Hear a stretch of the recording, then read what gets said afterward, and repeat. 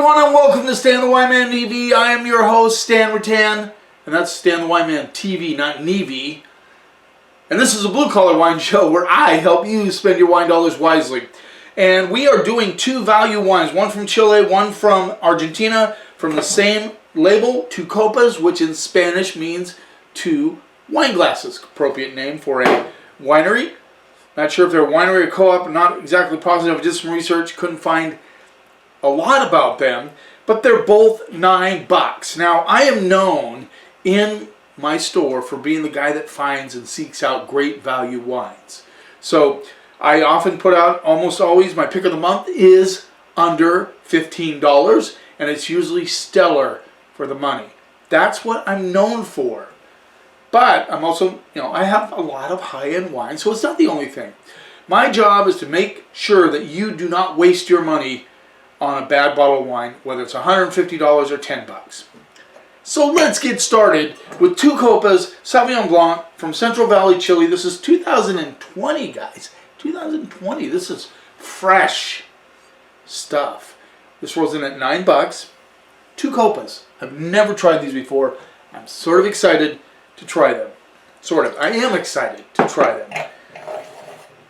$9 is a great price point. What is your price point? Make a comment. What price point do you seek out? What do you consider a value? I mean, I know if you have a ton of money, probably $50 to $60 is a value. But if you're like most of us, that's a lot of money, and we're looking for this level. I like under $20 wines. That's where I go most of the time. Let's see what we get on the nose. So good color, very pale straw color there. Let's see what we got on the nose. Immediately get melon, a little bit of bazooka, bubblicious. Definitely melon, gum, a little bit of grapefruit, mostly grapefruit pith. Yeah, interesting nose. I like it. Let's see what we get on the palate.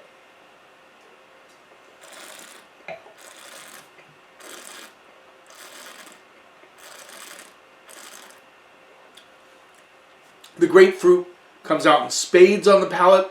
A little bit of grassiness, not a lot, just a little bit. I don't think it'll irritate any of you who don't like grass in their wine. This has a little bit of that. But a lot of grapefruit, a little bit of white flour coming through, and melon. This is pretty decent, if not good, Sauvignon Blanc for $9.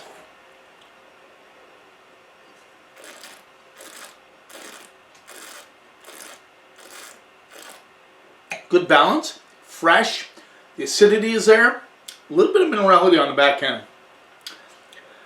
I like the grapefruit finish. I'm not a big one of pure grapefruit like some of the New Zealand Sauv Blancs, but that's just me. That doesn't mean it's not a good wine just because it has grapefruit on it. I never buy wine or present wine or stack wine or whatever I do based on my palate. I base it on what I consider the customer would like. I think a lot of people like this. I mean, for $9, this is pretty seriously good Sauvignon Blanc.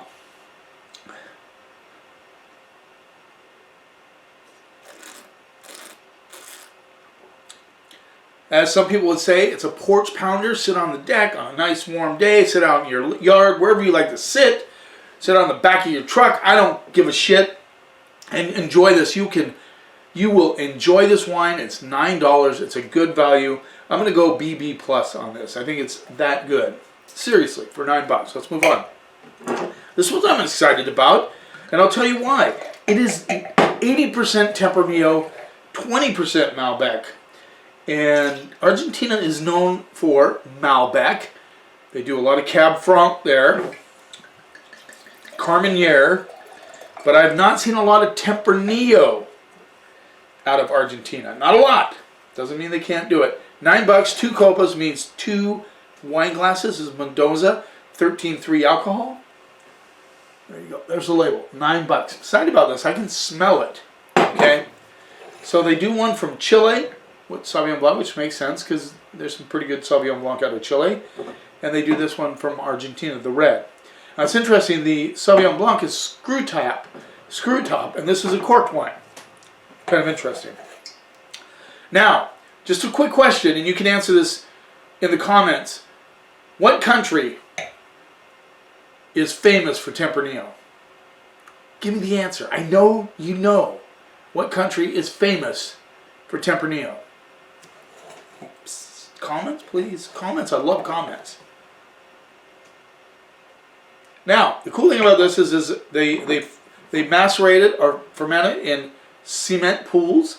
And I've seen cement pools. I went to Portugal one time. They're really cool, and they probably foot stomp them in those. And then it sees stainless steel throughout the rest of the fermentation. So, no oak on this one. No oak on the Sauvignon Blanc either, of course. Some people do oak their Sauvignon Blanc. I don't necessarily like that, but that's a palate thing. Really interesting getting a caramel note on the nose. Wow.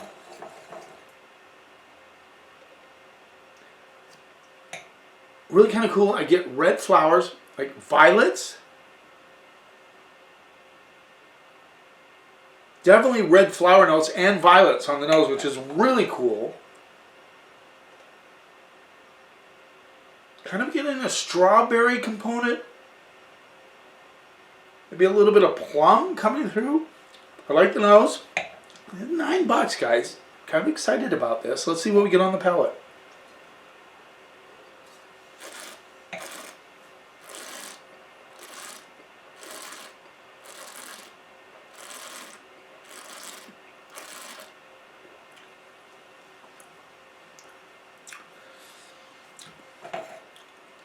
Red flowers big time on the palate. I like that. A little bit of tobacco as well. Not a lot. Just kind of hiding underneath the red flowers.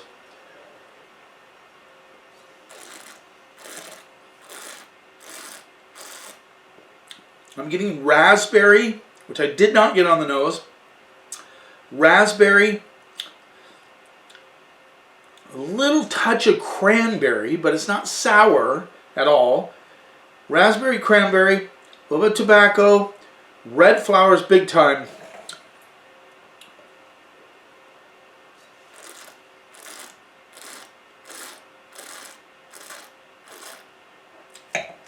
Sort of a raspberry, cranberry, a little bit of bark and tobacco. Very interesting wine. I think it's a quaffer. You would take this wine and you would drink it with, have it with pizza, have it with burgers. Have it with ham. You could have this with lamb chops. It would be good. Light in the tannins. Not many tannins on this one. Very soft, but very interesting wine. Good flavors.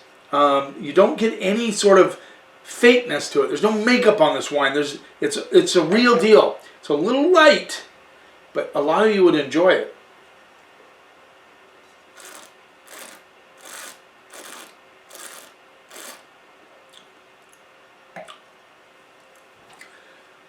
Very cool wine. The finish is a little weak. I think that's probably the only weakness in this. But front to mid palate, really solid. Then in the finish it kind of weakens up a little bit, but I think this is a great bottle of wine. You could enjoy it by itself, but definitely with those foods.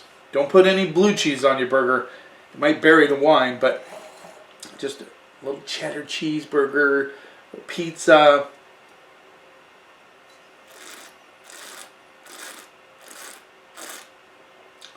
Yeah, I like that raspberry cranberry. There's another thing coming through that I just quite can't put my finger on. But anyway, solid wine. Color, fairly dark though, fairly dark. Surprising that they did Tempranillo in Argentina and it worked.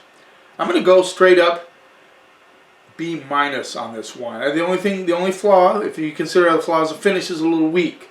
But overall, good wine for $9. So 2 Copas. I don't know how readily available these are.